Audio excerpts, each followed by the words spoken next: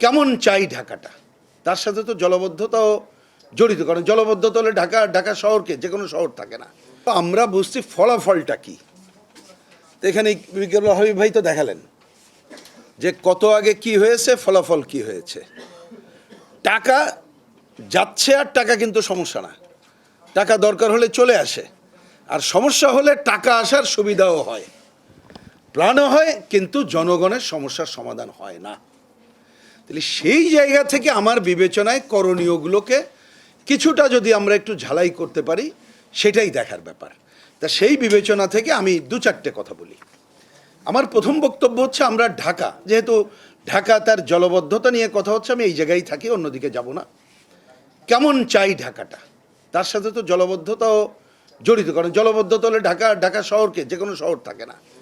তা আমরা তো একটা দক্ষ, বসবাসযোগ্য এবং সমতাভিত্তিক শহর চাই। সমতাভিত্তিক কথাটা একটু বিশেষভাবে আনলাম, কারণ একটু আগেও ডান পাশে বসা উনি কতগুলো তথ্য দিলেন যে গুলশান এবং কিছু জায়গায় কোনো ঝামেলা টামেলা নাই, এই জলবদ্ধতার ঝামেলা নাই।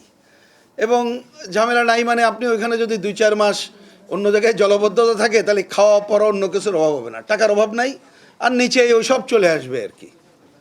তাহলে যদি আমরা একটা শহরকে বসবাসযোগ্য, সমতাভিত্তিক এইটা না করতে পারি, আর দক্ষতা বলতে আমি সহজে বুঝি যে একটা বৃষ্টি বা কোনো সমস্যা হলো বা আগুন লাগলো, সেখানে দক্ষতার সাথে এটাকে ম্যানেজমেন্ট করতে হবে। সিম্পল, আমাদের বিবেচনায় এইরকম একটা সহজ জায়গার ঢাকা আমাদের দরকার। তার মধ্যে জলবদ্ধতার রূপ আমরা দেখছি।